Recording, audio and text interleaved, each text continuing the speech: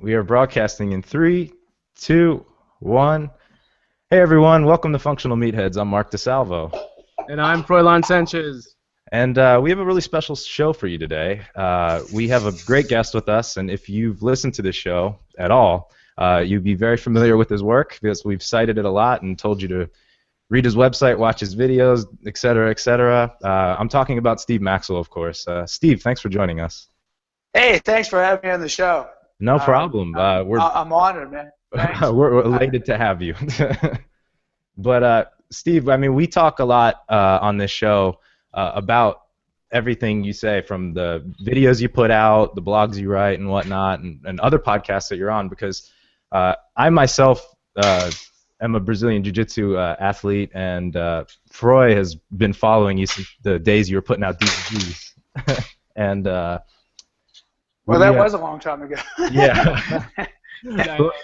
Yeah, Froy, the other day we were at his place and he pulled out a DVD and he said, "Look at this," and then it was a picture of you. It probably it's was from Encyclopedia of Joint Mobility. Oh, right. That was like my first foray into the whole DVD thing. And yeah, I quickly learned that hey, you know what? The video downloads are the way to go, man. Oh yeah. It's a weird for me to pop in the DVD into the laptop and play it and everything, but I'm old school myself, so I can appreciate it. Yeah. So Steve, out in Sydney, there, did you? I don't know if you're a UFC fan, but did you watch the fights last night? No, I did not. I kind of got out of touch with UFC a little bit with my travels. It's not so easy to find places to watch it. Interestingly enough, even though it's wildly popular in some places, it's shockingly unpopular in a lot of other places. That's There's surprising. a lot of what it is. People have no clue. Usually anyone involved with any kind of martial arts do, but a lot of the fitness community, people are still in the dark about UFC. And some of the places, I usually don't have television access. And because of the time change difference, a lot of times the fights are at very strange times. And even if there were a sports bar or something, finding it would be difficult. Yeah, so I can imagine. I could always live stream it on my iPad or whatever, but sometimes it's just, weird times like 2 a.m. in the morning or something. So, I just kind of lost touch a little bit. I still read about it a little bit. Right. But, I just – the other thing was I think there was almost just too much overexposure with this stuff, It was just like so many fights and so many championships, and it got to the point where, I don't know, it just started to sour me on the whole thing a little bit, and I started losing interest. Yeah, no, a lot of people have said that. There is a lot. I mean, especially since I think there's like what would you call it, the UFC, anytime a competitor pops up, they want to have the best, so they'll sign all of these guys just to make sure that the competitor doesn't have them, and then you have to do something with them. So they put on a lot of fights, I guess, is the consequence. A lot of fights, a lot of shows, yeah. Yeah. Well, the stable is up to 500 now, right? I think Joe Rogan said they have 500 fighters in the stable now, and it's kind of a, does it water down the product, or does it, like you said, overexpose everybody and kind of take a little bit away of the specialness of the event? So, but it's tough for us to watch it too. Well, I'll tell you. Go ahead. No, I was going to say, and there's 500 guys. People, a lot of these kids, they tell me, "Oh, I want to be an MMA fighter," and this and that and the other thing. Mm-hmm. They just have no clue how hard it is to get to that position, even of the 500. Probably for each guy that made it, there's like 1,000 guys that trained and crashed and burned trying to make it. So we're talking about some pretty elite level athletes in that stable. Yeah, absolutely. I heard I believe it was Marcelo Garcia tell a story one time at one of his belt promotion ceremonies that because he made a foray into MMA, and after he was training for I don't remember how long it was, and he had lost a fight, and he said to his trainer down, I guess it was in Florida, he said, this is hard. And for a guy like that to say it, it's like you said, you have to be. Well, it's not really fun like jiu-jitsu. It's certainly not something that you can. It's not sustainable for a lifetime. Right. It's the kind of thing that you have about 3-year career window, and you suffer a lot. And as time goes on, we're going to be seeing more and more early onset dementia. People getting their brains pounded in. We're going to see more and more brain damage. Similar to the NFL situation. And of course, we've known about it in boxing for a long time. So you're sacrificing a lot and definitely shaving years off the end of your life to go into that field. So, you got to really, really like the contact, and you really got to like fighting, and you can't mind getting hit. Right. And, if you really think about it, it's a little bit sociopathic, isn't it? Yeah, to like that kind of abuse. Yeah, so, it's certainly not an easy thing. And I get a lot of kids talk to me about this thing, and I actually discourage a lot of these young guys from going in. The chances of them ever making it are so far removed. Right. And I think the big myth is that somehow, Muay Thai or kickboxing or MMA is also good self-defense. That as long as I got my kickboxing, I don't need to learn any of the traditional Gracie Jiu-jitsu self-defense or Elliot Gracie self-defense. That's simply not true, man. Oh yeah, no, I'm sure. You're not going to be. Hopefully you're not going to try to slug it out with a guy that outweighs you by about 30 kilos. Yeah.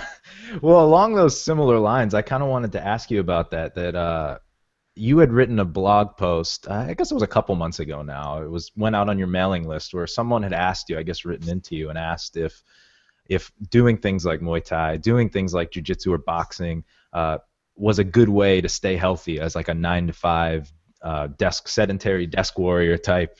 And your answer was that no, it was not. And kind of along the lines of what you were saying, do you think that amongst brain injury, like you said, dementia, CTE, what are some of the reasons you think that's not great? Besides, like you said, the obvious. Well, anytime you are taking trauma to the brain, right. You're causing destruction, you're causing damage, and over time, man, even if you're just a dilettante and you're just in there just fooling around with it, there's so many better ways to better hobbies, I think. Yeah. Now, I suppose. There's certainly nothing wrong with young men learning how to punch and kick and so forth. But, the problem with all this stuff is when you get really involved with it, you're going to want to eventually test it out, and you're going to want to get in the ring, and you want to go to spar. And, don't think for a second that the headgear actually protects the brain. It's still getting quite a slosh inside the brain pan. Oh, yeah. And my way of thinking, of course, I am a grappler, and I've always been a natural grappler. In our sport of jiu-jitsu, even just the sportive aspect, you can roll full tilt and use full energy and full exertion with no one getting damaged. Right. With no one getting damaged, and have a great time and great fun. Absolutely. But it's absolutely impossible to get in the ring and spar without doing damage. You have to hit the guy hard enough, or the technique doesn't work. Right. No, absolutely. That makes a lot of sense. So, it's just the way I see it. I started out in life doing some boxing and so forth when I was a kid, but I just hated it. So it's really funny. My brother and I, my dad was a Navy boxer, and he was Pacific champ during World War II. Oh, wow. They used to have fights in the aircraft carriers during World War II. They used to put on these boxing matches. My dad was quite a good little bantamweight. He was just a little guy, and so he taught my brother and I. And I used to get furious when my brother would get the best of me, and I'd throw the gloves off and grab him, tackle him down, and grab him. My dad says, "You're not a boxer, man. You're a wrestler." So he made me go out for junior high wrestling. Natural evolution. Right. Absolutely. That's funny, and that's obvious how you got into jiu-jitsu after that then. Well, it was really interesting because I used to have this, there was this bully that lived up the hill, and this kid was like a terror, and his favorite technique was to grab me by my head and use the old playground headlock and throw me down and pin me with a headlock. and then leave the saliva drip out of his mouth, and then suck it back in. Let the saliva drip getting closer and closer to my face. Wow. And boy, had I wish I sure wish I knew the Gracie Bully Proof program back then. Headlock escapes and all that. But yeah, I'd be helplessly pinned by this guy. But it impressed me the idea of grappling as a technique, to hold somebody down. It just so very early in my life, I started realizing the power that grappling has, especially if you don't know what to do when you're in a situation. Yeah, absolutely. Steve, on the last time you were on Joe Rogan's podcast, you mentioned something that piqued my interest. You said if a person has an efficient nervous system, they will be powerful, and mentally I equated that to somebody who has a lot of mass and can build muscle real easy. And you continued on to say that if the nervous system is inefficient, they'll be good at endurance. And I've always been an endurance runner, and I've always been a hard gainer as well. Can you talk a bit more about that, or at least kind of give me a somewhat of a simpler understanding of what you meant? Well, it's an inborn, so you can't do anything about it anyway. Oh, it's okay. There was some really there were some really interesting studies done by Arthur Jones down in Florida with nervous system typing, and he found that some people are able to contract a very large portion of their muscles per contraction. They just have that motor nervous system that's really extremely well developed, and some people were able to contract over 25% of the available muscle fibers per contraction. So those guys wouldn't be very good at endurance. They tire out pretty quickly. But it doesn't necessarily mean that they would have the potential for mass, though. There are skinny guys that have really good nervous system, efficient nervous system like that, nervous system efficiency. And then there's some guys that just can't contract a lot of their available muscle fibers in any one given contraction, but they can just keep going on and going on and going on. And it's interesting, but you do find that people seem to fall into those two distinct types. I mean, there's some people in the middle, like myself. I didn't have real high neurological efficiency, but I didn't have real good anaerobic endurance levels either. But I was right in the middle, which was perfect for a sport like wrestling, where you need both. But it's like one of those inborn things that you quickly find out as a kid. Are you more endurance-oriented or more strength-oriented? If you're the fastest kid in the playground, and you're a really fast little sprinter, or you can jump higher or faster than other kids, you'll know right away that you're pretty much like one of those fast twitch muscle fiber guys, and you will just naturally gravitate in the sports you have success with. Right. I got you. So when you let's say almost always kids always go to what they're good at, right? Yeah. They try a bunch of stuff and they're not so good, they get discouraged. So, but eventually, you find out what you're kind of good at. It was like me. I tried playing football. And I never played basketball. I lived out in the country. There was no place to even dribble. So I never got those ball handling skills like you need to get early in life. And I never liked basketball as a result. But what we did have was plenty of soft grass to roll around and grab each other and wrestle and stuff. And, I pretty much was pretty mediocre in almost all sports until I tried wrestling. And I had instant success. And at that point then, that's what really drove me, and I became really, really almost obsessed with wrestling back in the day. So I think that's what happens to a lot of young guys, Yeah, definitely.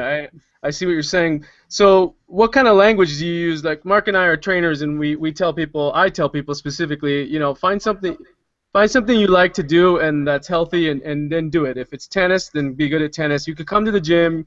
Just don't come to the gym all the time. Do your exercise. Find something that you like to do. Let's say you get somebody who comes in and they want you to train them and they want to add mass, but they're obviously clearly not that type of person that can do that.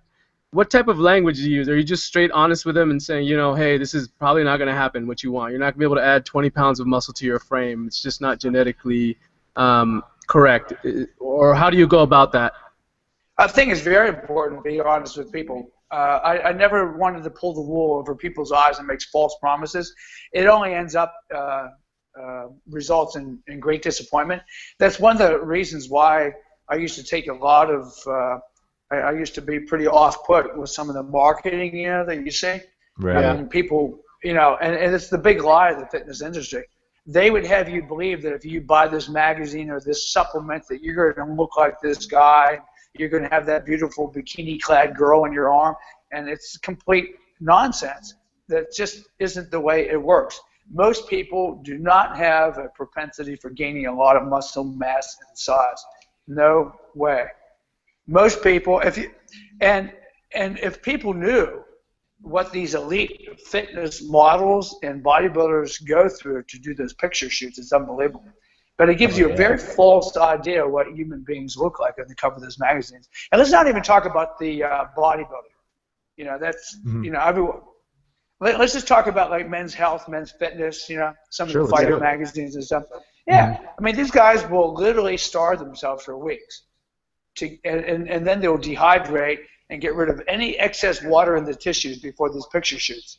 Then they use a camera with a filter and special lighting to bring out the muscles, and they will oftentimes use computer enhancement, computer imaging, to kind of doctor up the photos a little bit to make the person look absolutely chiseled and ripped.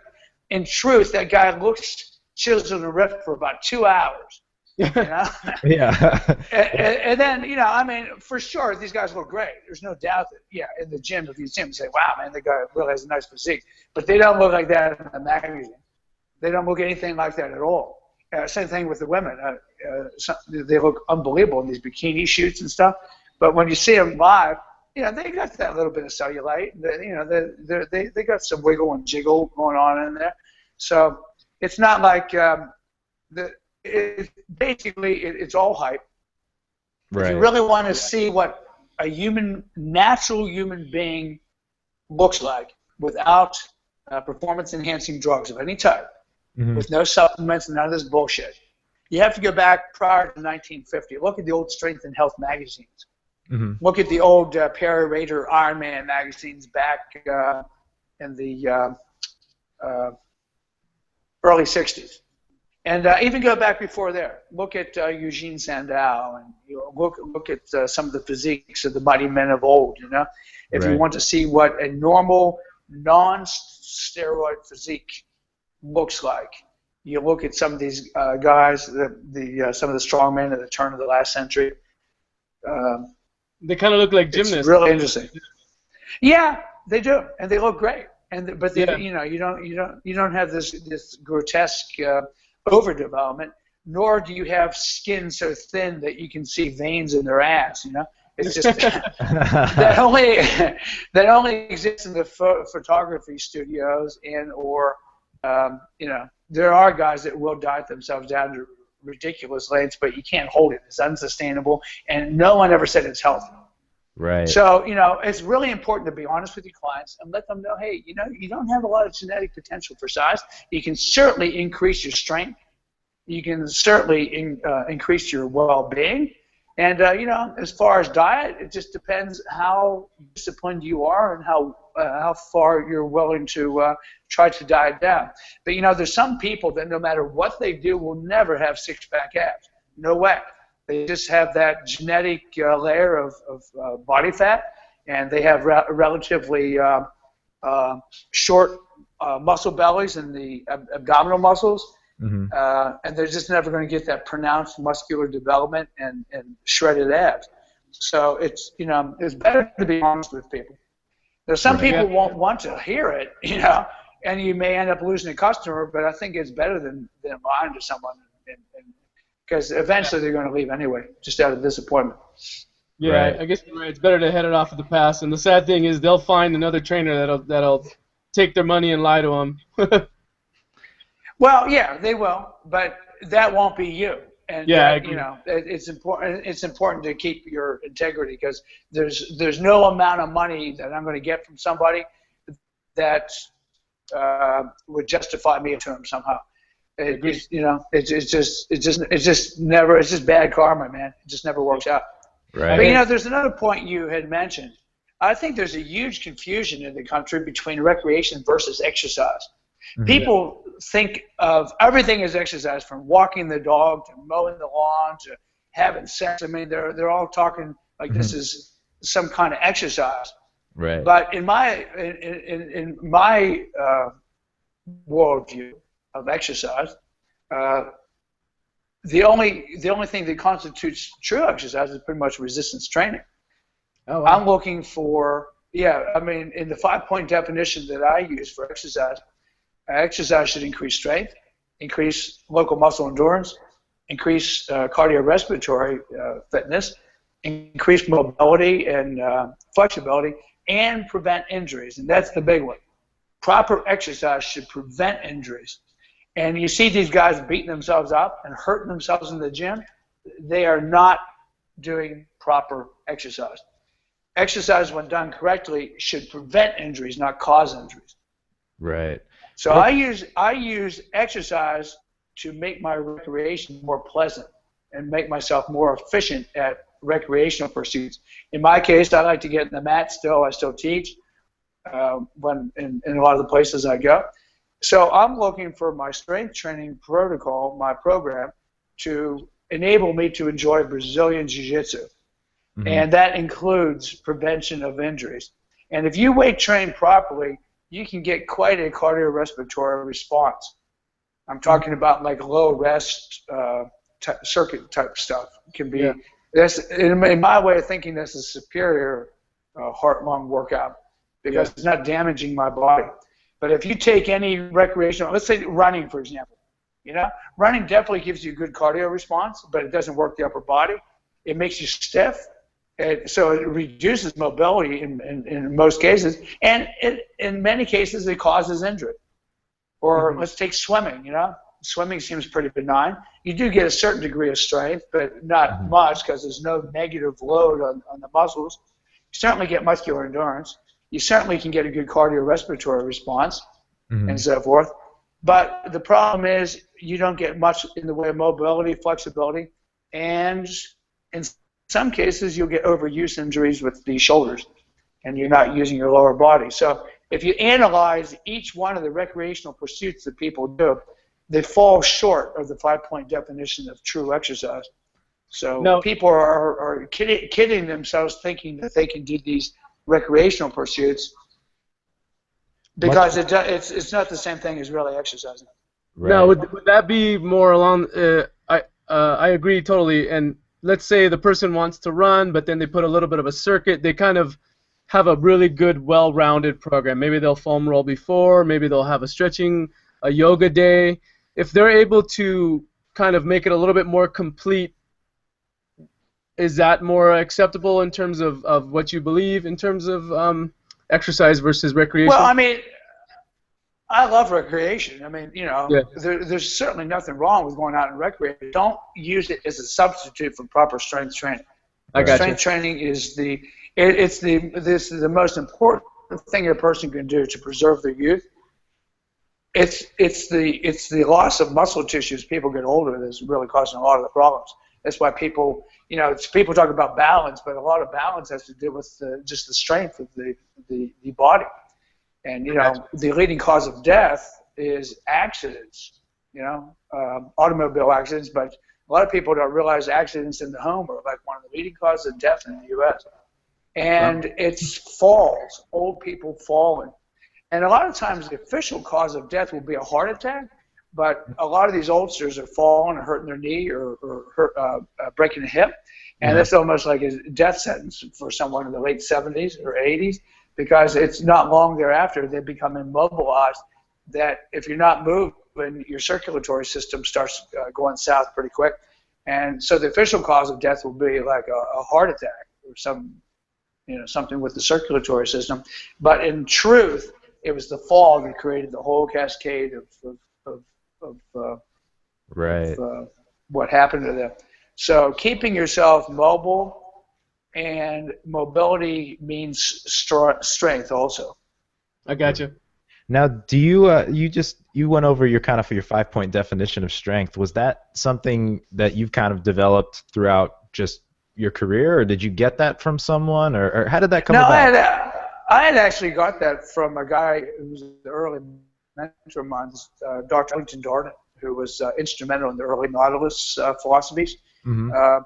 He was the guy that kind of got the whole ball rolling. In fact, terms that everyone throws around all the time, like high intensity training, metabolic conditioning, and so forth, were coined and invented by Arthur Jones, the inventor of Nautilus training equipment. Hmm. And I've pretty much gone full circle with my training philosophy, and I've pretty much come back to high intensity training. I see that as a really valuable training tool, especially for people like in their 60s, like myself. Hmm. The hard, pretty much one set to muscular failure type of training. Right. And people think, oh, well, it doesn't work, or it's bullshit, man. Just take a look at Mike Mentzer if you think it doesn't work, or Dorian Yates, Yeah. Hmm. You can certainly reach very high levels of muscularity using this type of simple training. But I think for older people, it becomes even more important to work the muscles really, really hard, because I tell you, they start going away pretty quick. You get that age-related muscle loss, sarcopenia, Right. and I'm beginning to see this happening to myself. So I'm trying to take steps to try to preserve as much of my muscle tissue as I can.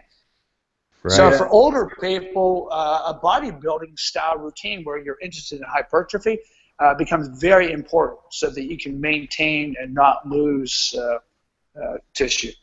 Yeah, I'm 40, and I get about one injury a year because the terrain here in New York, playing soccer on an uneven field made of turf and it's sideways and slanted. I always get one injury a year, and I usually am out for about 3 to 4 weeks, and I lose mass like fast as possible, and so I always get back on the train again. And I realize as I get older, that really does happen. Even and I'm not a very sedentary person. I'm a trainer. I move around the gym a lot. I keep moving and I lift as much as I can when I can, but it does happen, and you're right about that 100%.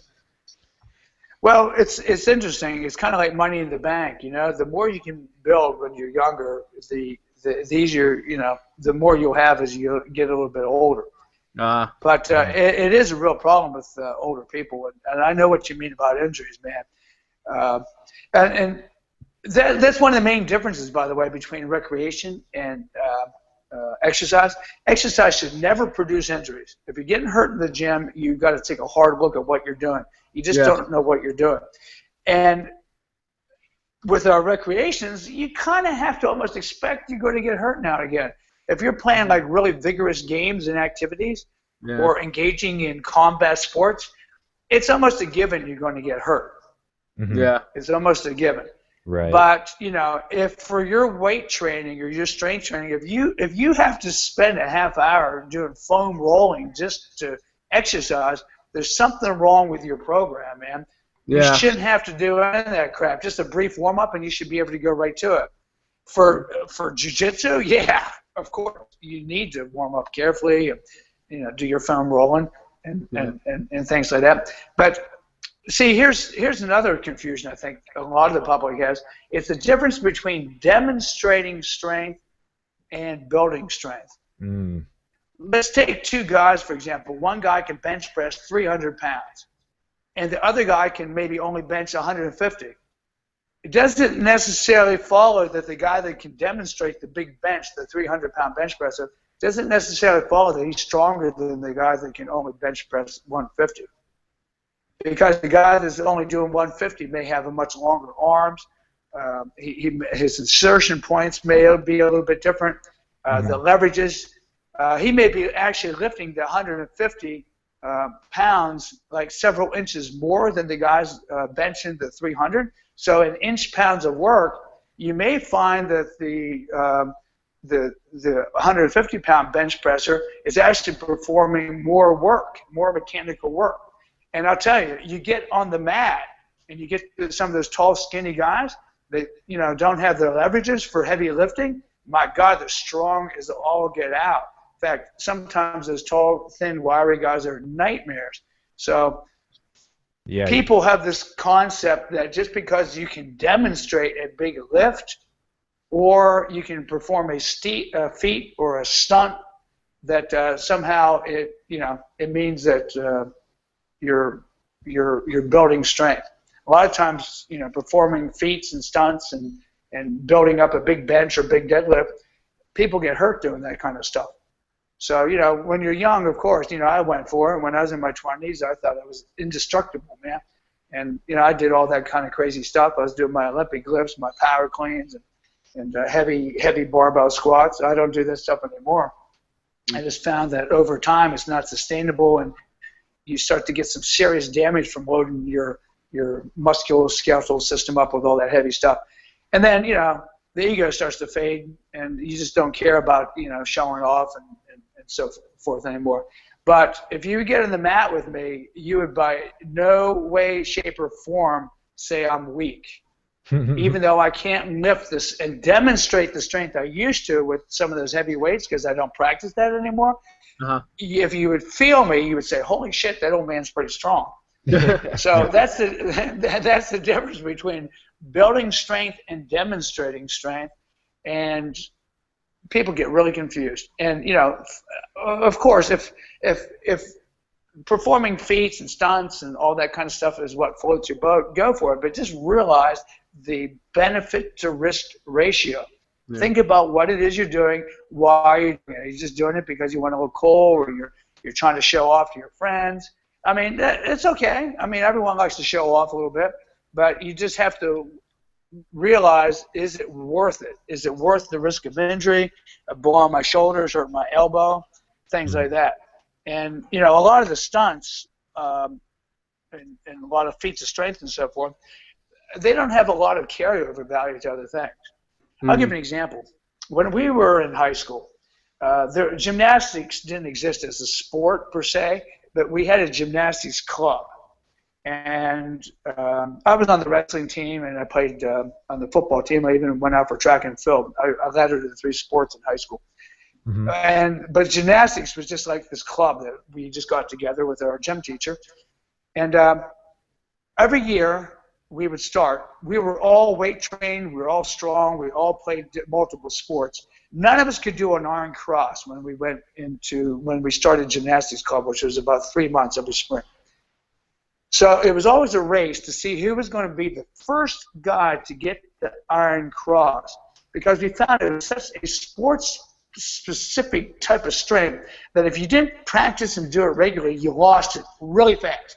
And so by the time 3 of us were actually able to do an iron cross by the time the gymnastics club was over, but then by the next spring we would have lost the ability to do it. So what does that iron cross actually mean?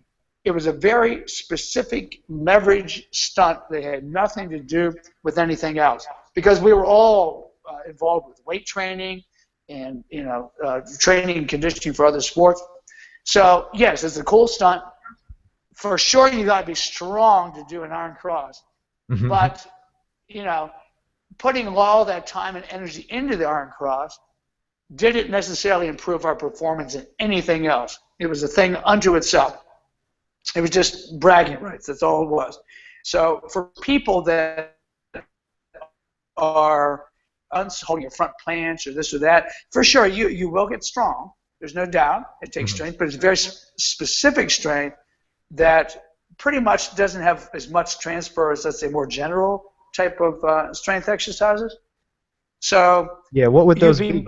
I mean, if you wanted to be, let's say, a great wrestler, your time would be much better spent just doing general exercises and just not, putting so much effort into acquiring a feat or a stunt. I hear you. I definitely hear you. And along those lines, coming back from an injury, like, I remember in the Encyclopedia of Mobility, you talked about your neck and how you had to do certain exercises every day to kind of get that going. Do you have any opinions on certain things like muscle activation techniques? Do you think they're real? Do you think they're not real? I know there's a lot of people that don't believe in them. Like when you get an injury, does something turn off as a compensation versus your body still being able to move in a way that you kind of want to will your body to move? Well, I really do believe that certain muscle groups do tend to deactivate. I mean, I've experienced it myself.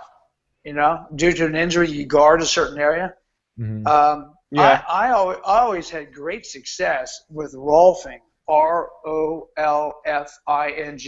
It's named after Ida Rolf, who was a PhD in biochemistry. Mm-hmm. She had a son during the who was stricken with polio during the 1950s polio epidemic, and the boy was his legs were twisted and crippled up, and she took the boy to specialist after specialist with no relief, no help. You know, Western medical doctors. I mean, Western medical science has come a long way in many ways, but in many ways it's still doesn't have a clue. But anyway, she, out of sheer frustration, started molding the boy's legs with her hands and came up with these different ideas for massage and technique. And lo and behold, she was able to straighten the boy's legs out. She found that the human body is somewhat malleable and that the connective tissue can be manipulated to realign people and put them in alignment with gravity. And then she started experimenting with a lot of different people and came up with her ideas for this rolfing. And a rolfer is not like a weekend certified masseuse or some of these people that go to a weekend certification or even 2 weekends. To become a rolfer, you have to be certified in some other body work and have over 10,000 hours of massage and body work under your belt before you're accepted into the Rolf Institute. Then you go to school for 3 years. 3 years. Yeah. Wow. There's only 2 institutes. There's one in Colorado and there's one in Australia here. And so the people are incredibly well trained. And I had one of the finest rolfers ever that had actually worked with Ida. And I've been very fortunate to have some of the best. And I was also rolfed by Ida Rolf's son, that boy that had polio. Wow. And it saved me. It saved me. It gave me a whole new way of thinking about structural integration and body and movement. And along with this is Rolf movement. I guess it's very similar to what Feldenkrais is doing. Yeah. The movement, patterning, and so forth. Because it's not enough just to get Rolfed and realigned. You got to change your movements and so forth. Mm-hmm. And so it greatly influenced my belief about exercise and so forth. You can see that the body is pretty malleable, and you can really throw yourself out of whack doing a lot of this crazy stuff. So you got to be careful. Yeah. So my exercise, as I became older, as I approached my 40s, became more and more geared towards, alignment and became even stricter with the technique and the form. Awesome. Makes a lot of sense. Yeah. So I would say any of your jiu-jitsu players out there, or anyone that's suffering pain, or they find that sometimes, I use a lot of mobility and stuff to try to heal myself. I always believe exercise is the best medicine. But when exercise doesn't seem to be helping alleviate, that's when you know it's time to go to a body worker and then have them work on you a little bit.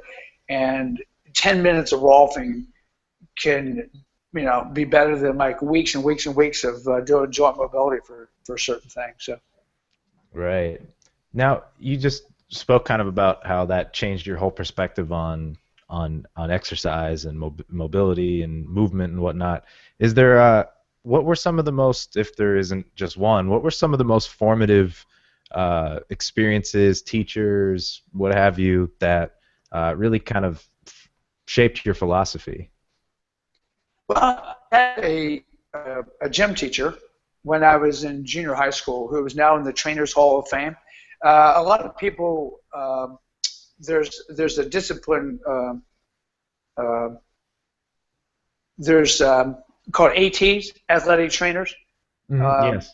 People think of PT as physical therapists or personal trainers, but there's a discipline called AT. Right. This guy was one of the early ATs. His name was Dick Burkholder. He was like one of my gym teachers in 7th grade. It was the first gym teacher I had. And he made such a profound influence on me. I wanted to be just like him. This guy had the biggest arms, and he was like really muscular, and he taught me how to climb a rope, and I don't know, it just had, I wanted to be just like him, and that's when I decided I wanted to be a gym teacher. I wanted to be a physical educator, and this guy actually was just recently voted into the AT Hall of Fame, and his son, Rick Burkholder, is the athletic trainer for the Philadelphia Eagles. I've known him for years. He was just like a little kid back then, but when I had my gym in Philly, I used to go down to the Eagles locker room. Two of my clients, Jeff and Christina Horry, they're divorced now, but at that time they were the owners of the Philadelphia Eagles. Jeff and Christina were both clients of mine. And so I had access to the Eagles training room. And when I would get hurt in jiu-jitsu, I'd go down there to Rick.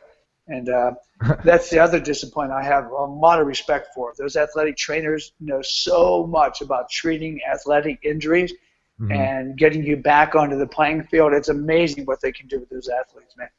So that had a profound influence about who I wanted to be, Rick's father.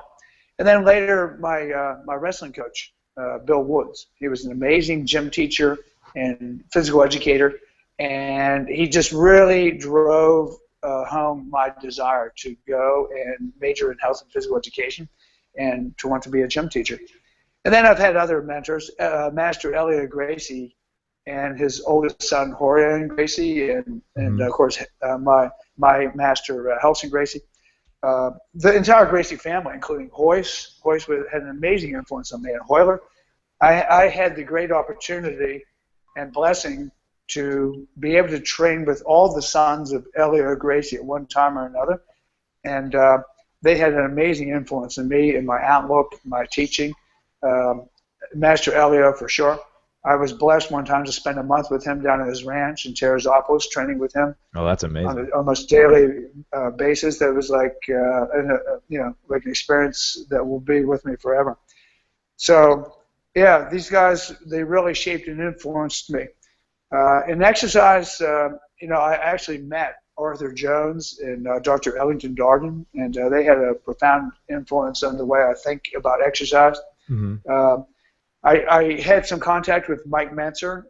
He certainly influenced a lot of my belief systems. He was one of the first guys to apply logic and so forth to exercise philosophy. So yeah, I have to tell you, I had some pretty good mentors. Another guy, Kim Wood. He used to be the strength coach for the Cincinnati Bengals. Guy influenced me a lot. Used to be very generous with his time and energy. Used to take phone calls and so forth. And Dr. Ken Leisner, he's a New Yorker. He also was another huge influence on me. That his whole high intensity training philosophy and so forth, and his physical preparation, it definitely,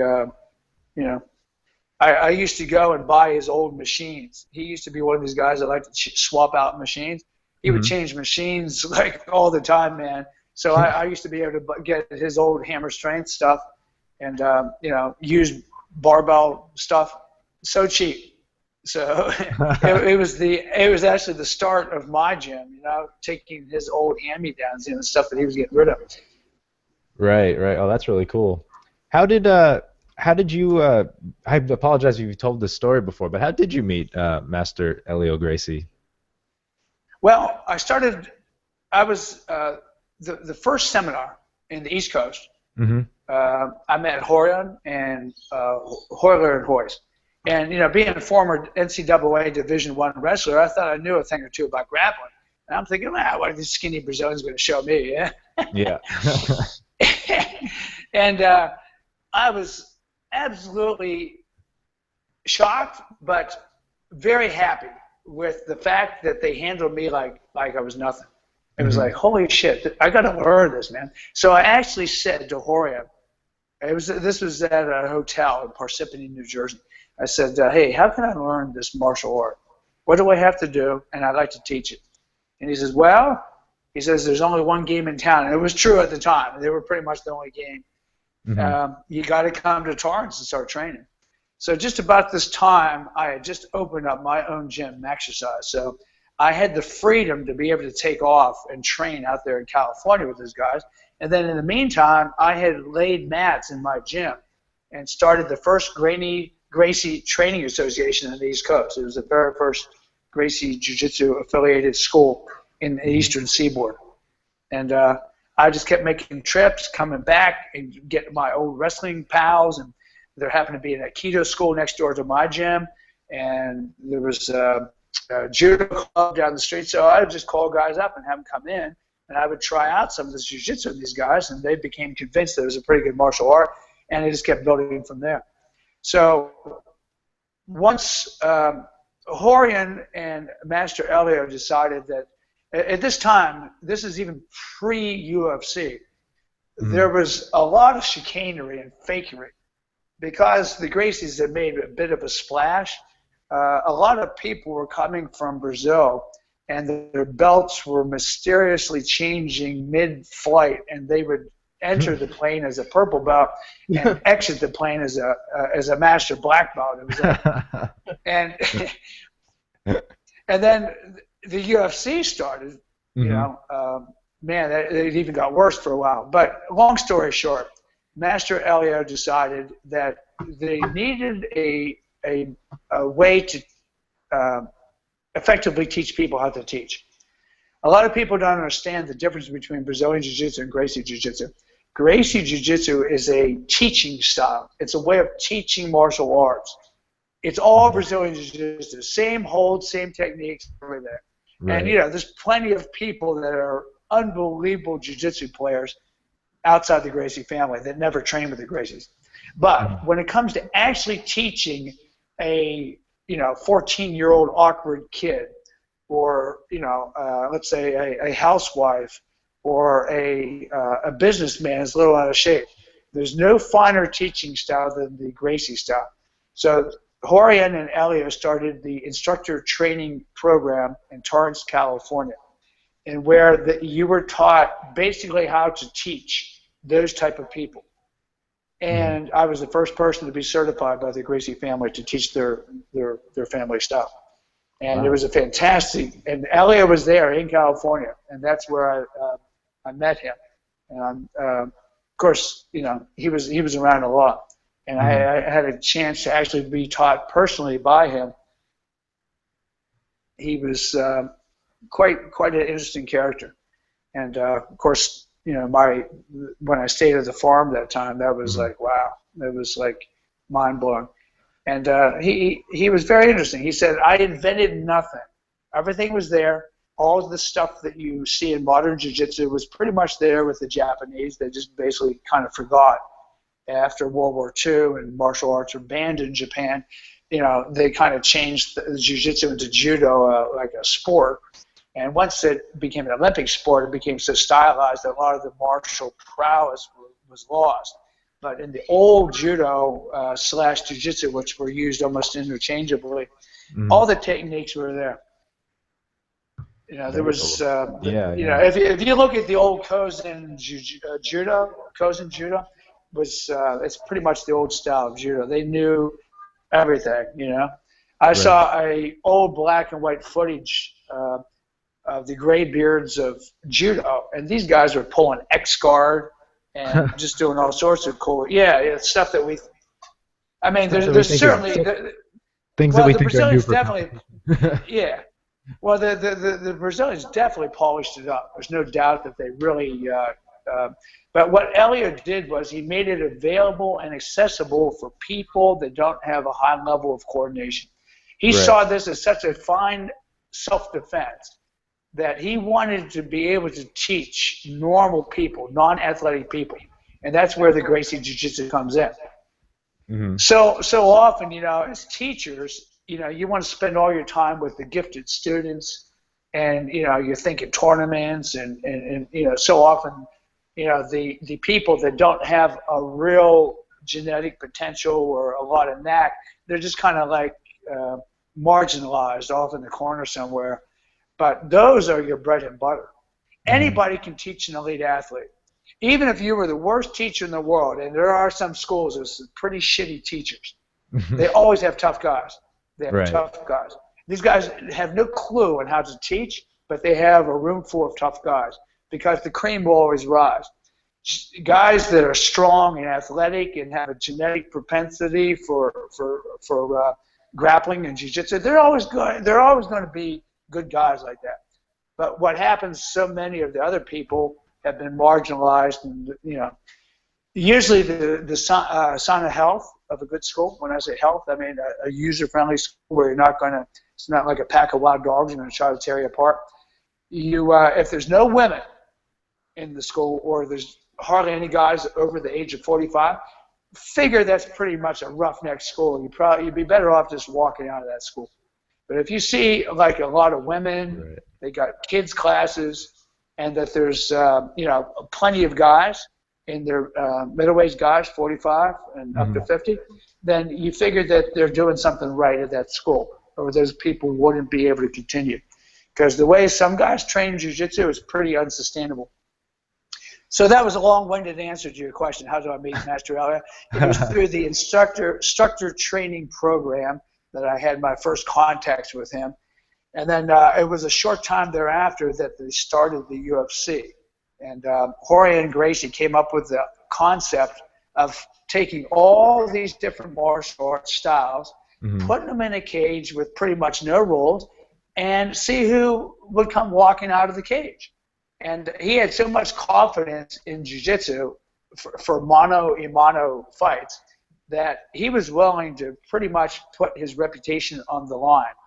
And they decided, and of course all the brothers were kind of eager. Hoyler would have been a great choice, but he was a little bit too small.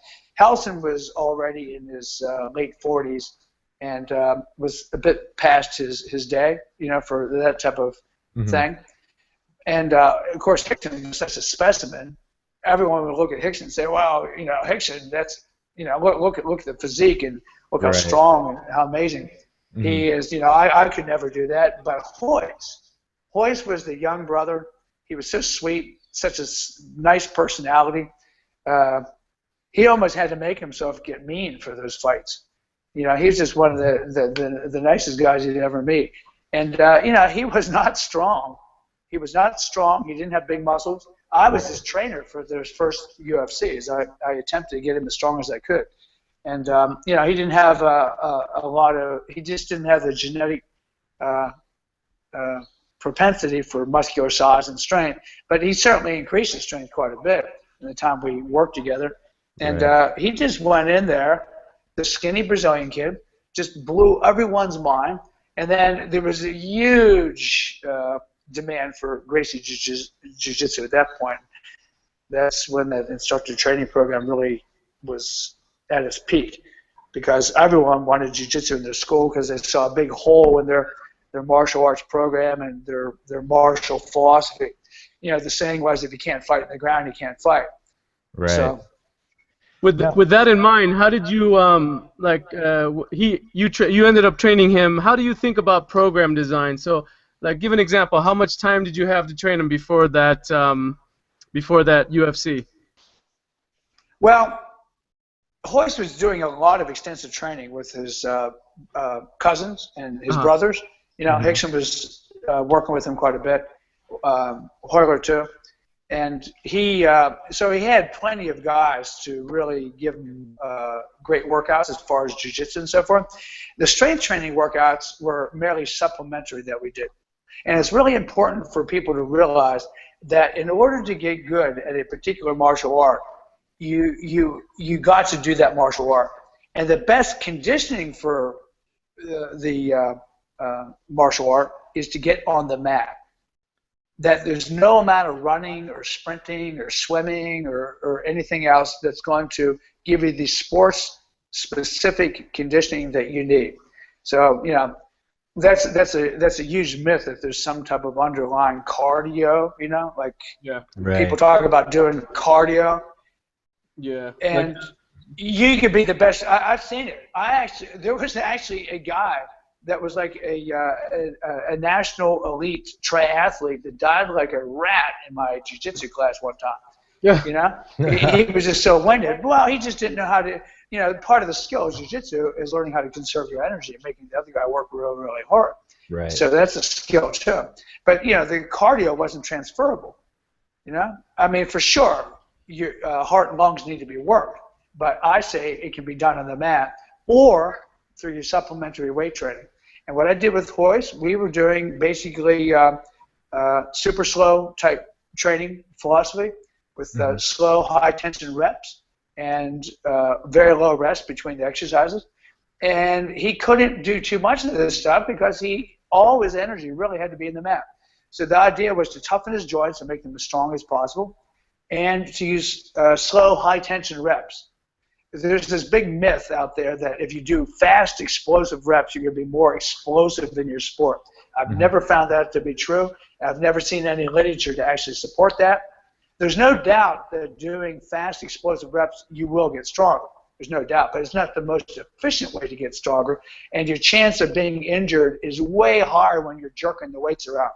Right. For that reason, I'm not a fan, or I do not advocate Olympic weightlifting to make you better in other sports. Olympic weightlifting is a fine sport. It takes tremendous amount of coordination and technique to do it. And there's no doubt that Olympic weightlifters are amazingly strong. But it doesn't hold that Olympic weightlifting is the best way to build strength for other non-related sports. There's just no way. Right. Now, so is that like a 4-second tempo count or more for those slow high? Yeah.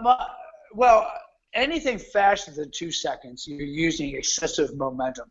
Okay. And it's been well documented that the negative part of the rep is like the important part of the rep. Right. So the eccentric. So usually doubling the negative is a real good. So 2-4 would be the fastest you should go. But I found that with a lot of people, even going slower, you know. Wow. Okay. And what kind of loads are you talking about? 4-8. As heavy as you can. As heavy as you can. And of course, the single most important factor is the time under load. How long? So I usually use a metronome with people, you know, so that they can kind of hear the ticks. Or a visible timer that you can see. So and it takes tremendous mental discipline. And that's why I think this type of training is so fantastic for jiu-jitsu, because the mental discipline required to focus in your muscles and the movement, it really does transfer beautifully to what we do on the mat. Yeah. So you said like a 4-8 tempo, 8 on the eccentric. Yeah, well, Mike Mentzer, he liked 4-4, 4-2-4 with a pause in the contracted position. But I mean, it could be anything. I've gone as slow as 30-30. I've actually done a 60-second chin up, 60-second negative. Wow! Imagine that. Yeah, just brutal, man. That sounds like it. You know, Dr. Darden just came out with this negative accentuated training where you do a 30-second negative followed by a 30-second positive followed by a 30-second negative. It's freaking brutal, man. And you have to really control your breath work also, you know. There's a real tendency to start to hyperventilate, and using that harmful. Most people, the breathing is very dysfunctional. They start to do what they call Valsalva sink, like involuntary breath holding and grunting, and they start to panic once they get to the point where their muscles begin to fail. It's called the mammalian panic reflex, where they just literally just start to thrash and carry on, because they make the mistake of assuming that completing the repetition is the goal. It is not. The goal is to make the muscles work as hard as momentarily possible while maintaining perfect form. And people get mixed up all the time. They still get mixed up between demonstrating strength and building strength. So there's a lot of crazy stuff out there in the industry right now, just total fuckery in my point of view. That does little or nothing. Along those lines, what do you think? Like we talked earlier about recreation and versus exercise, and then we've talked about jiu-jitsu, we've talked about resistance training. It seems like everything is coming to the forefront now. Like people are really getting into it. Like Mark and I are considered like nerds or geeks about exercise, so we kind of get into the little nitty-gritty stuff that most people wouldn't care about. But it seems like more people are trying jiu-jitsu. Like you said, you go to you'll know if you're in a good class if there's females and kids. Where do you think this all intersects, and how does it play out for the future of health, wellness, gyms versus natural movement? What do you think it's going towards? Because I've always felt like jiu-jitsu is a good way to do things, because human resistance, like resistance against somebody else's body who's resisting you, is a little bit more beneficial than a bench and a dumbbell. What do you think? Well, I mean, once again, everything's very specific. Yeah. So, like, there's a lot of these movement type classes where people are crawling and doing all that kind of stuff, and that's fine. But I still see that as a recreational type thing. It still can't replace proper strength training. Okay. And by making your muscles stronger, you're going to improve your ability to do every activity there is. It doesn't matter climbing stairs, carrying groceries home, picking up your granddaughter. Everything is enhanced when you're strong, when you're stronger. So using movement type stuff, like the animal crawls and all that kind of stuff, or some of the pseudo gymnastic things, it's certainly a good supplement. And I do a lot of those things myself because I find that it's basically practicing jiu-jitsu by myself. Yeah. Almost like a kata. Right. But it still does not replace proper strength training. It doesn't. I'll give you a case in point how just regular strength. People talk about cardio, right? I had a guy come to me years ago. He's like 8 years old, and I could He was barely how old, Steve? I'm sorry, you broke out there. Negotiate. 82 years old. Oh wow, okay. And he could barely get up the stairs. My gym was on the second floor at 707 Chestnut Street, and this poor guy could barely negotiate the stairs to get upstairs, and he walked heavily with a cane, and he was completely winded and out of breath just climbing a flight of stairs. It was like 25 steps going up. So it was like a maximal workout for this guy. So he was very immobile, very stiff. I just tried to get this guy to squat with his own body weight while holding on to the support. And over time, I got him to actually be able to do a decent squat. And we just did very simple strength training with dumbbells and some hammer strength machines. And within about 3 months, he could walk up those stairs without being winded at all. See, a lot of trainers would have said, oh, well, this guy's winded. He needs cardio, and would have put him on a treadmill, which would have been ridiculous, right? Yeah. What he really needed was muscular strength. Because his legs and hips and glutes were so weak, every step that he climbed was almost like a maximal effort, which taxed his cardio system. But once we increased, and he probably doubled his strength within 3 months, and within a year he had tripled his strength. Well, the demands that things like stairs would make on his cardio system were much less, because the muscles were so much stronger. There was much less demand during daily activity. So the guy was able to get rid of his cane. He started walking without the cane, and he started playing golf again. Yeah, he started playing golf. Wow. And he loved golf. And then, let's see, he died 2 years later. So, but here's the thing. Those last few years of his life, he really enjoyed himself. He was able to enjoy going out and playing the sport he loved. So no one's saying that the exercise is going to necessarily increase your lifespan. There is some evidence that it does a little bit, but for the most part, it's the quality of those years that's an important thing. Right. People don't get that. That you might not live that much longer, but you don't want to spend 20 years dying piece by piece like you see in these old folks' homes. Sometimes you see these people lingering for years, hobbled with canes or being pushed around in wheelchairs or walkers. I do not believe that is normal aging. We consider it normal.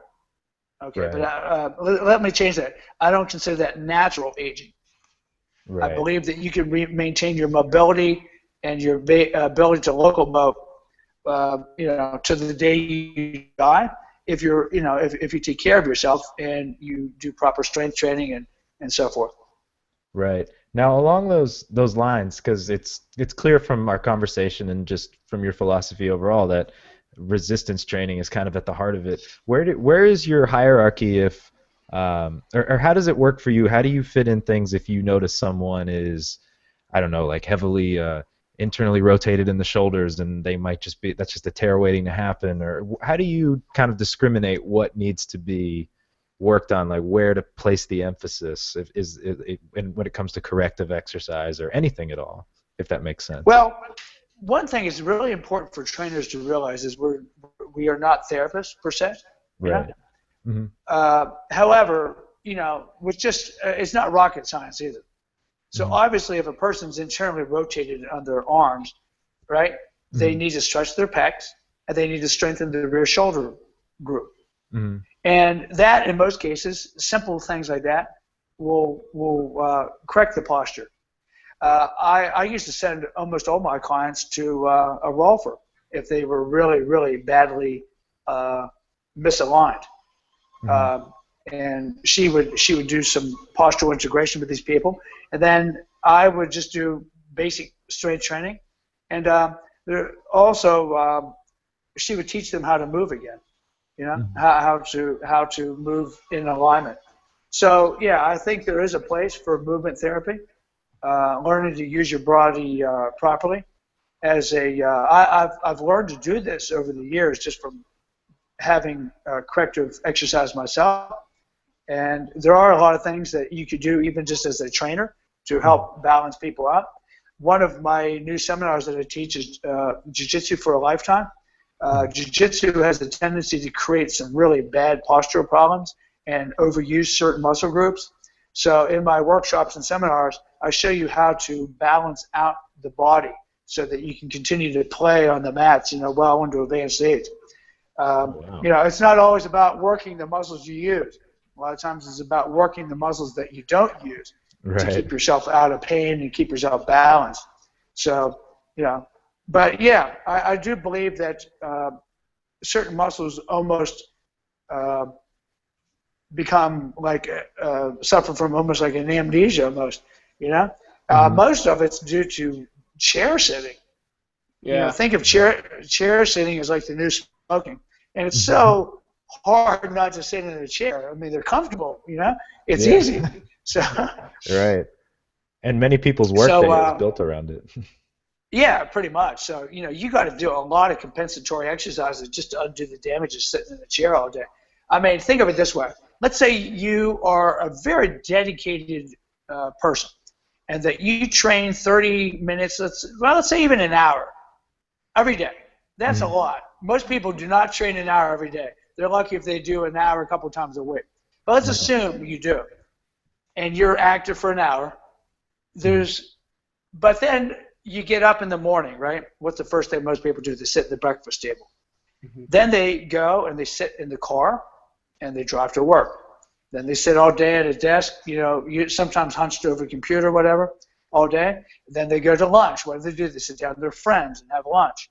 Then they go back and sit all afternoon in the office. So you see what I'm going? Right. What's the first thing they do when they get home? They plop down in the chair and they go on Facebook or answer their emails, or maybe they turn on the television set. And then they go to bed. So let's say it's sometime within that time frame they go out and they walk the dog. Maybe they do some form of resistance training. Do you think that 1 hour of activity could possibly displace 23 hours of sitting and lying in bed? I don't believe that's possible. Yeah. I think your body adapts to the demands you impose on it. And if the main demand throughout the day is pretty much sitting in a chair, I think that pretty much undoes any of the good that hour of training did. So people need a new paradigm. They need to learn how to pretty much take little exercise snacks, little mobility snacks, and just get up all throughout the day and move their body around. And I encourage people to lay on the floor, sit on the floor with pillows, a really good way to. I like to watch movies, and I'm into TV series. So I lay on my stomach while I watch these things, and what they call the modified Sphinx pose, where you lay on your stomach and you put your laptop or your iPad on the floor, and you just watch your TV shows that way, so that your television watching now becomes a way of increasing mobility and all that kind of stuff. Is that like in a Mackenzie press, like your T-spine is bringing you up with the hands in front? Yeah, exactly. Elbows underneath the shoulders. And, I got you. Also, like, you get tired pretty quick there. You know, it's an active type of hold, but you know, you start to fatigue if you're watching like a movie. So you can just put your hands underneath your chin and kind of hold yourself and prop up, just like a little kid. You know, like we all did when we were like when we were little kids. We all used to lay on the floor and sit. Watch any child. And by the way, that's one of the major differences between old and young, right? Your comfort on the floor. Your ability to get up from the floor and down from the floor. There was actually a physical education, the physical education department in Sao Paulo in Brazil did a correlation between your ability to get up and down off the floor with points of support, and it correlated with your percentage chance of dying within the next 10 years. It's pretty interesting how, like this, you know, they did this complete questionnaire lifestyle study, and they were able to correlate your chance of dying a premature death with your inability to get up and down off the floor. So I found that quite fascinating, and I think getting on the floor like a kid and so forth is a really good thing for older adults. I mean, we all have to sit. You can't obviously just stand. I know some people, they get rid of the chair, they get the stand-up desk that they use in their office. I think that's a fantastic idea. But, you know, you do get tired of being on your feet all day, and you do have to sit. So, but I think sitting on the floor and just going from, and in my workshops I teach the 10 archetypal human postures that are natural to the human being, and I show people ways that they can get out of the chair, and the archetypal postures almost become like a little yoga session, except or a little stretch session, but you're not consciously doing it as a stretch session. You're using it to do other type of things like tech work. I myself have online personal training. I do fat loss programs, athletic conditioning, and so forth via the web. And I spend a lot of time on my iPad. I'm quite the iPad jockey, but rather than hump it, I try to get on the floor as much as I can. And if I do sit, I make sure that my back is propped. I maintain a good posture. I usually like to sit with my legs straight out in front of me, or kind of cross-legged, almost like a lotus. You know? Right. So it mitigates. But even so, I still find my hamstrings get mighty stiff sometimes.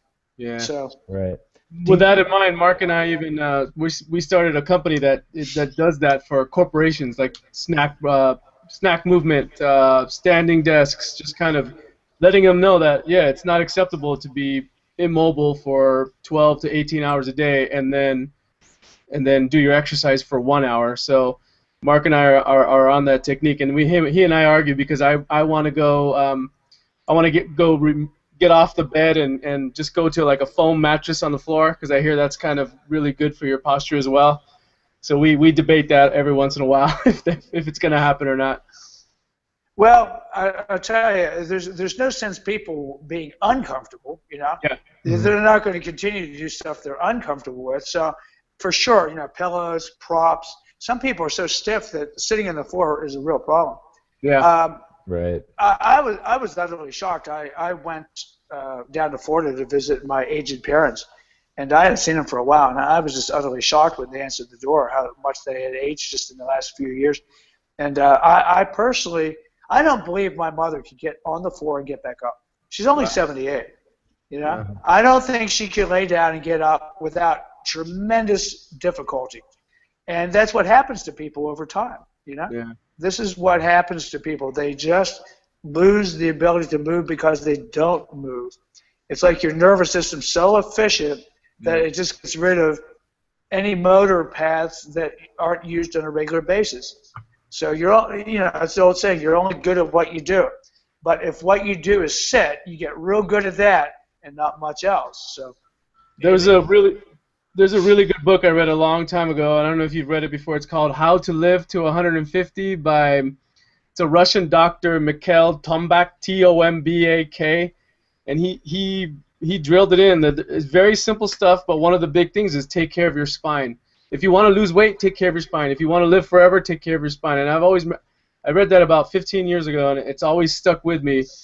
And it's hard to tell clients, like, you want to lose weight, take care of your spine. They don't believe you. But even Mark and I have an assessment where when we do our assessment, we put people on the floor, and then we say, okay, get up, because I want to see what points they're using and how they're compensating their body to move. So it's actually a really relevant thing that I think is damaging people to the point where if you can frame it and say, look, this is how I get up and this is how you get up, even from like a Bruce Lee kip up, that's an extreme example. That would be an extreme example of how he gets up versus how I get up versus how somebody who's completely immobile gets up. So yeah, it's definitely something, and I recommend that book if you ever get a chance to come across it. Yeah, I'll definitely check it out.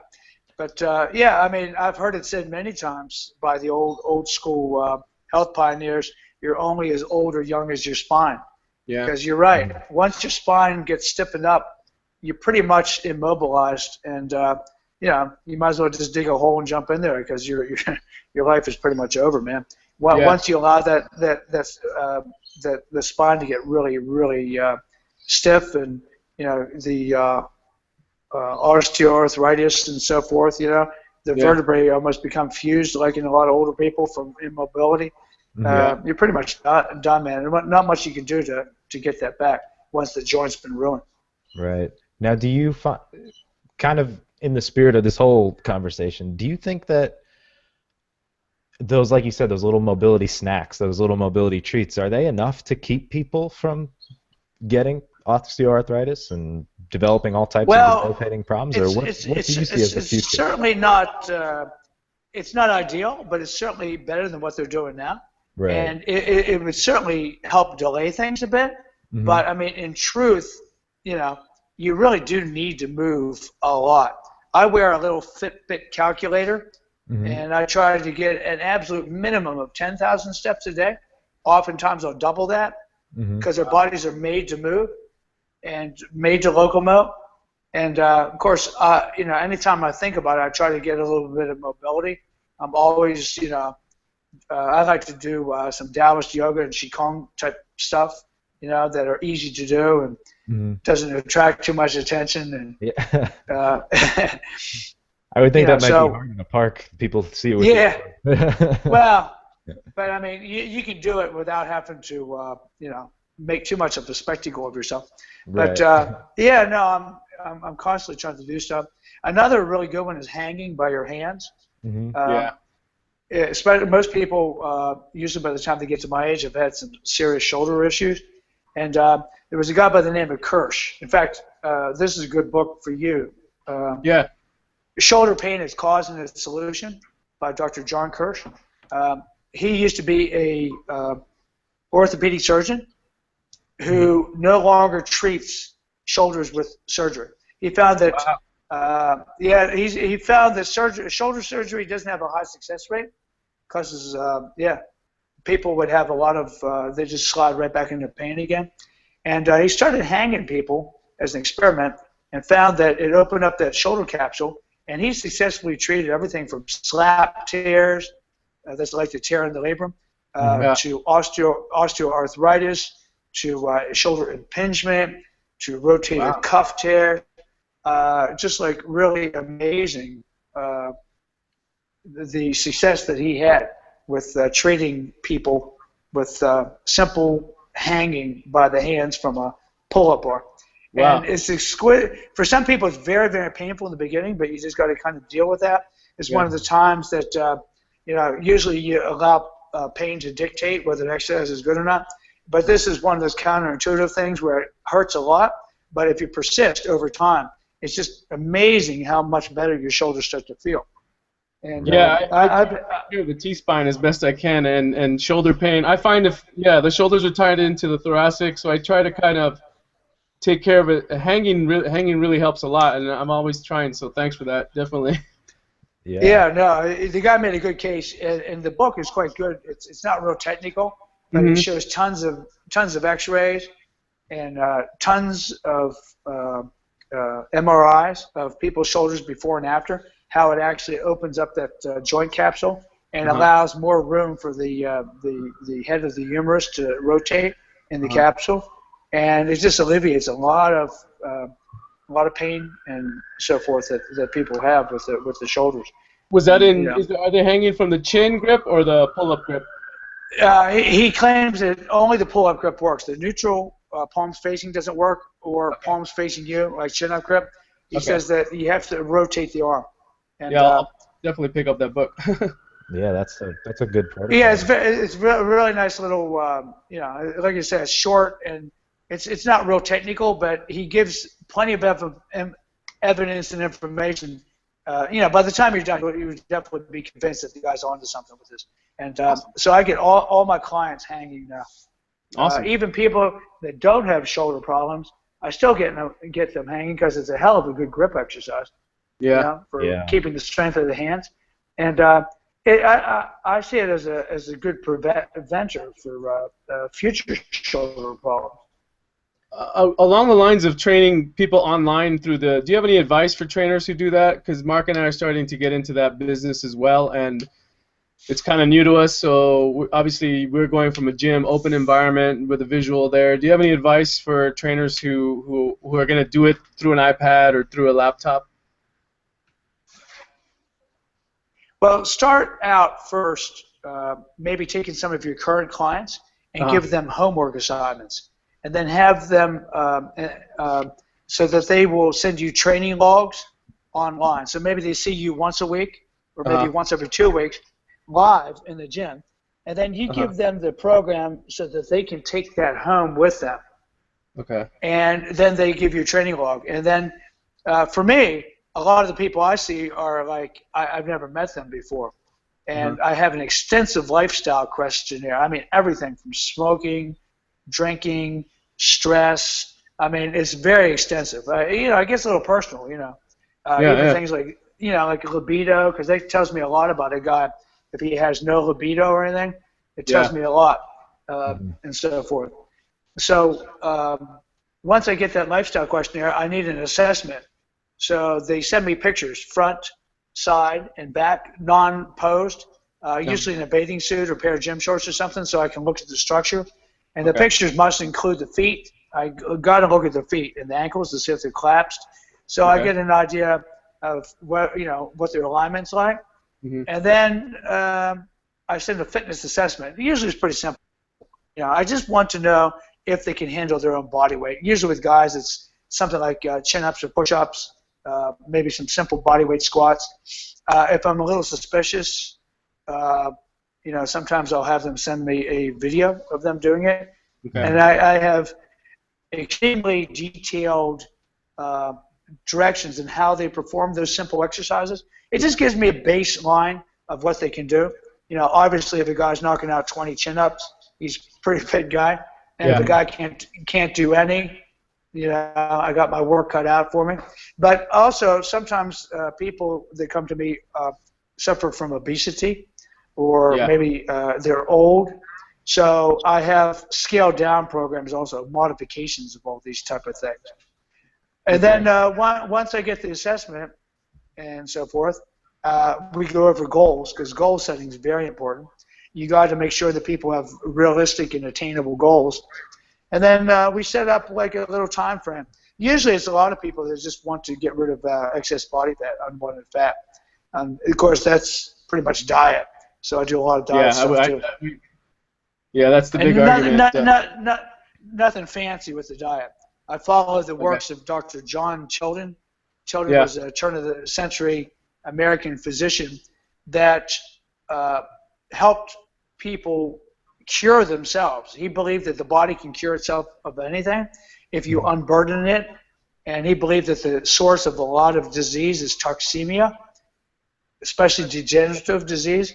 Mm-hmm. So he had a very simple dietary. In fact, his diet almost is exactly like the Gracie diet in many, many ways, without the Brazilian flair. You know, he's very big into simple menu, like almost like a mono diet, like food combining was very important to him, so not overburden her.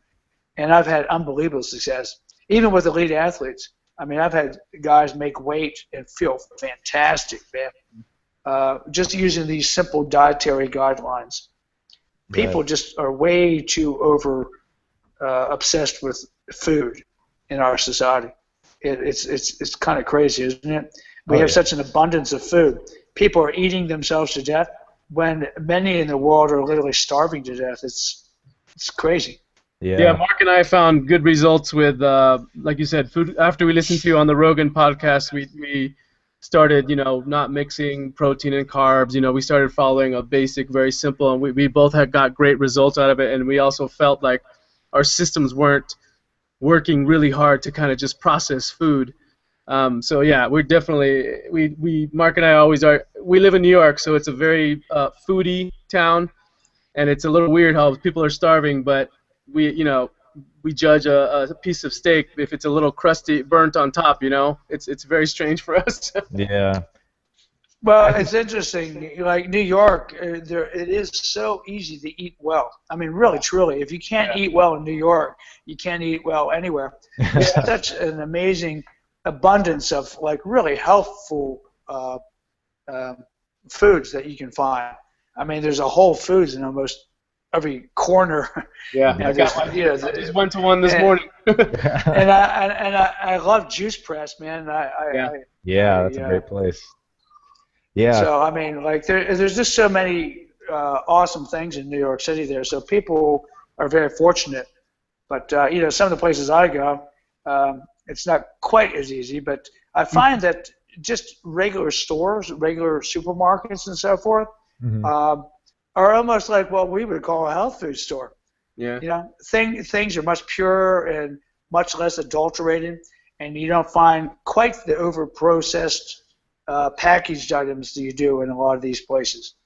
Right. There's not nearly the variety and the amount, but the actual quality is quite high. Yeah. Right.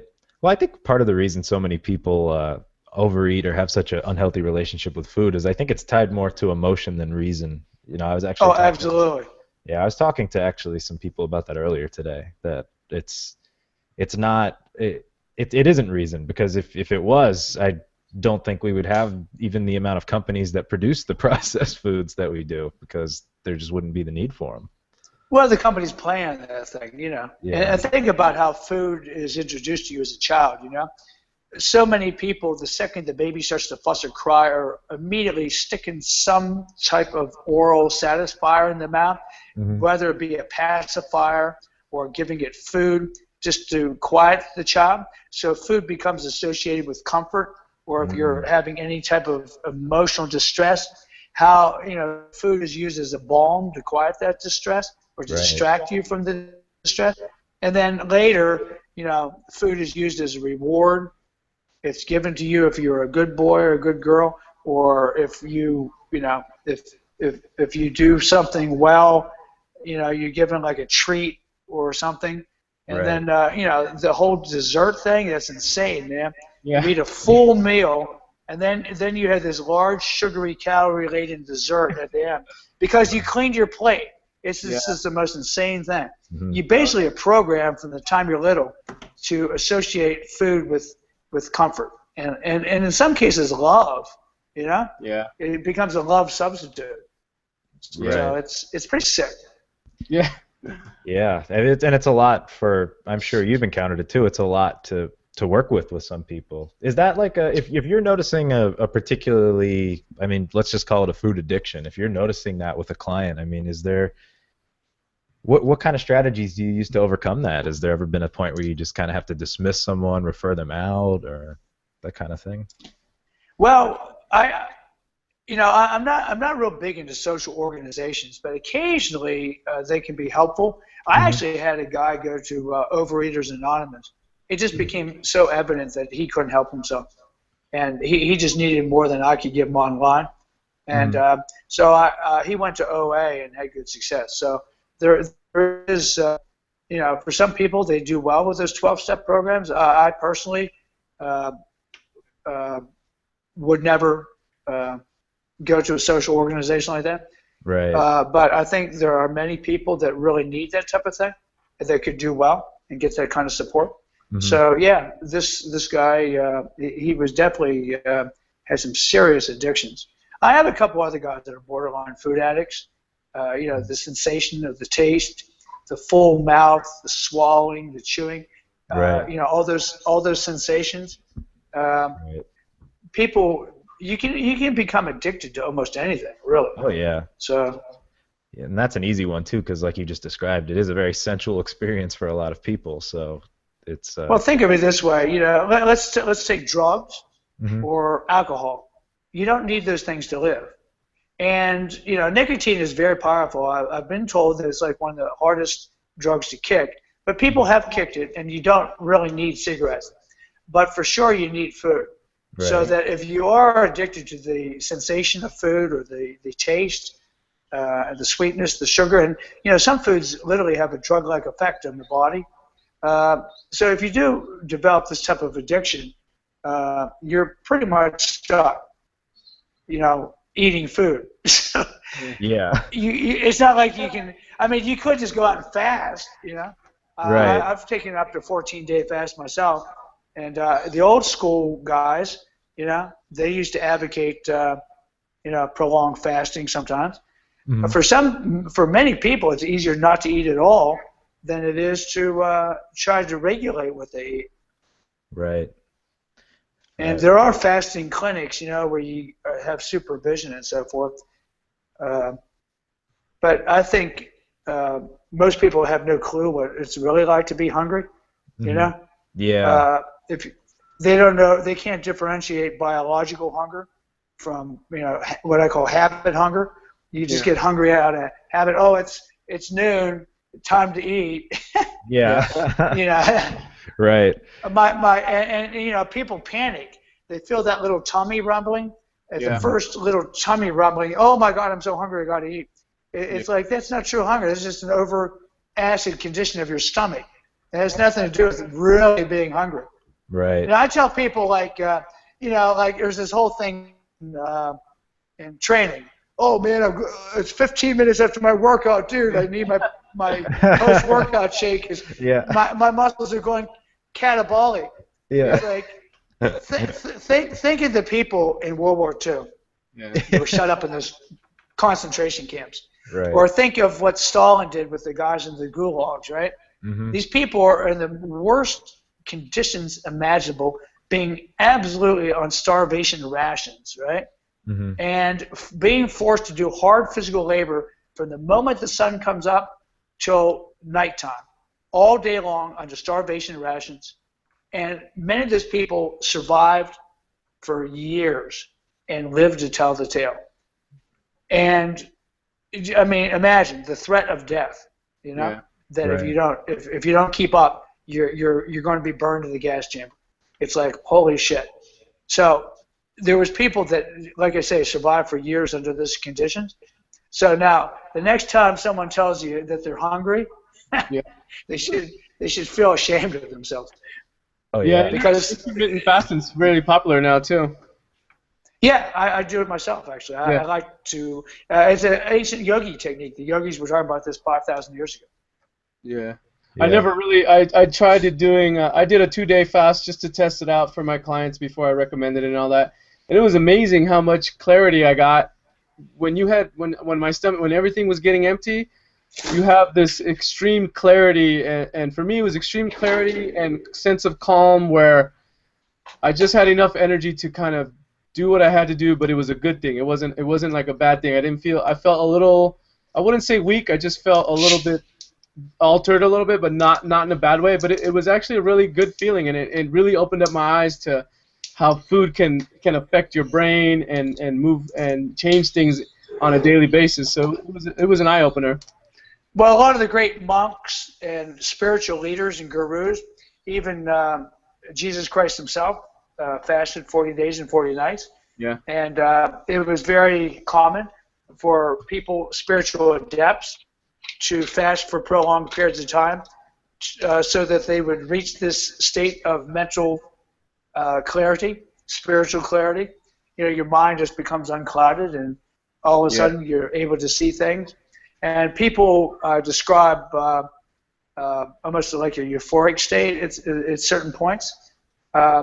Many of the old-time fasters that were advocating fasting for health purposes, they believed that this would allow the body to turn itself onto the body in its wisdom doesn't go to the healthy tissue and start burning that. It goes to diseased tissue or anything that's not quite, morbid tissues in the body. The body will eliminate that stuff and burn up diseased tissue. So hence, many people used to have amazing healing from fasting. Dr. John Tilden describes in his book, Toxemia Explained, how he cured so-called incurable diseases through fasting. Wow. But not him. He never took credit. He said the body cures itself. So, he claimed amazing things, He was diphtheria, tuberculosis, gonorrhea, syphilis, all symptoms would completely go away. Those were real killers back in the day, man. They killed people. Syphilis in particular was a really, really terrible drug. Wow. I mean, terrible disease. Right, wow. I'm sorry. At any rate, though, most people feel you don't even get the benefits of fasting until the third day.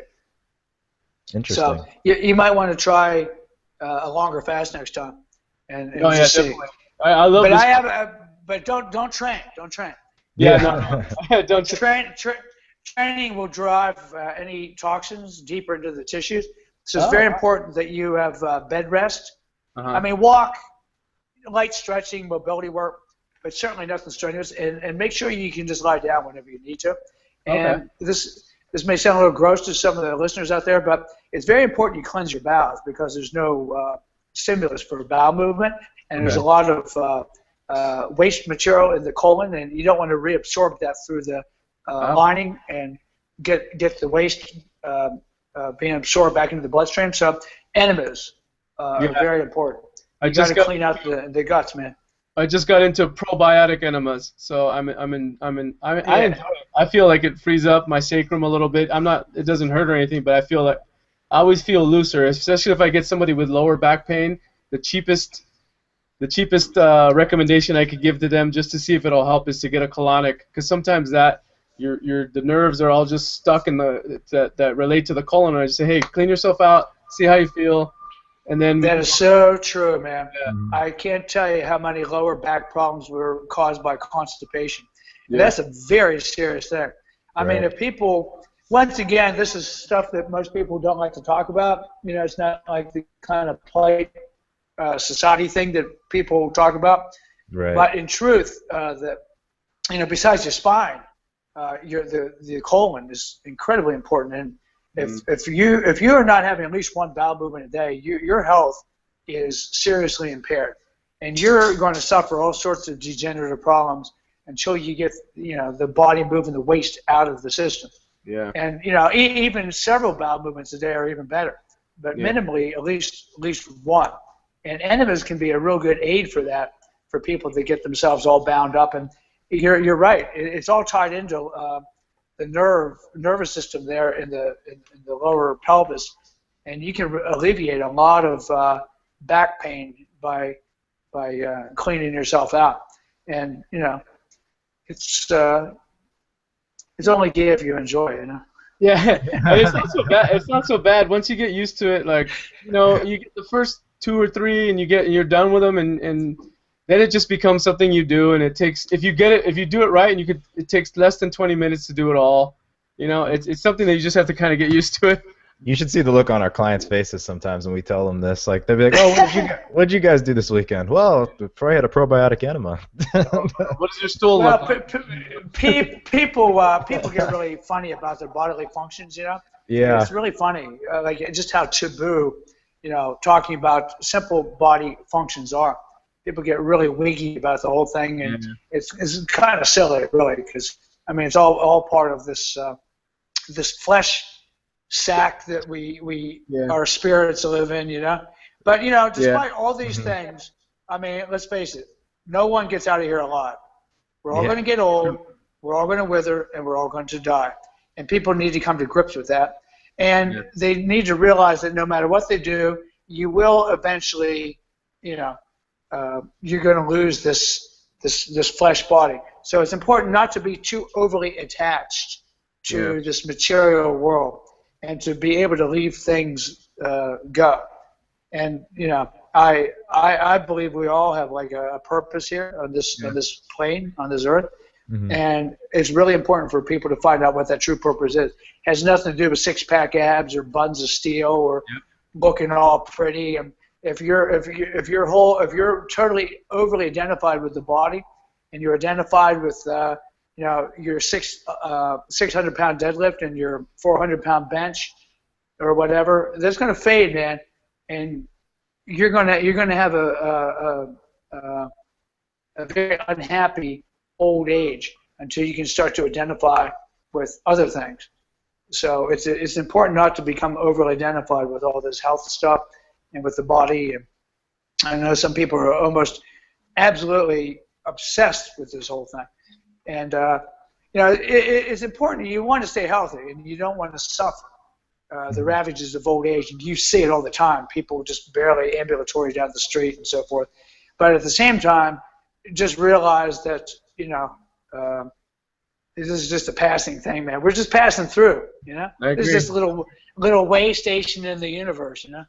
One of the best quotes I ever heard is somebody said, "We are gods, but with anuses," which means we have to poop. Like we have this capacity to create and destroy, but we have to sit and take a crap every once in a while. You know, it kind of makes us real. Kind of brings you back down to the earth plane again. Oh yeah. Definitely. Well, yeah, I wanted to just kind of revisit one thing, and we'll get you out of here, Steve. You've been really generous with your time. I appreciate it. Yeah, my phone battery is just about ready to die. So. Oh, okay. Well, you know what? We can save this one for next time then. I can send them on out, but because I want to make sure we get you out of here. But Steve, thank you so much for taking the time with us today. May have died. Oh, I think we might have just lost him. Well, that's fine. That's fine. Yeah. Well, for all of you listening, thank you very much for tuning in. We want to thank Steve. We'll probably get in touch with him just off the air here in a few minutes. But I do want to thank Steve, and I hope you really enjoyed all of this, because I know Froy and I did. It's been a long time coming. I have like 2 pages of notes. Oh, me too, dude. Like books, I have like 5 books and everything I got to read. I know, Jesus Christ, you're not kidding. Well, it was great. I hope him and we can touch base with him real quick, because I know we both want to thank him. But yeah, thanks for listening, everyone. We hope you enjoy it. I definitely think this is one of our best ones yet. And as we are coming up on 100 podcasts, this is some of the stuff we were talking about with making different content for you, spending time to do some new and better things for you. Yeah. So yeah, everyone, thank you. Hit us up like normal, but you know, if you have any questions for us or Steve, you know, we all kind of agree on the same thing, but we love bringing, you know, an expert, a super expert, if you will, and just to just to cross the T's and dot the I's and put the punctuation, because, you know, and he also had some differing opinions from what we say too, which is cool too. You know, I enjoyed it immensely, so I'm pretty happy right now. I did too. I only wish he had a charger. It's okay. It happens. No, totally. No, if only to thank him in person and look him in the eye via our little webcam. Hit him up. Yeah, hit him up after. Yeah, I'm gonna talk to him right now. But it's trippy though that we can talk to him in Australia. It's tomorrow in Australia. Yesterday here in. Magnets. What's that funny? Anyways, I'll find it. But it's the future. We're living in it. Right. Absolutely. But yeah, people, thank you for listening. Send your questions, as always, functionalmeatheads@gmail.com, but you can just go on functionalmeatheads.com for any and everything. We love you. Take care, and brush your hair. Watch regular show. Woo, woo, woo.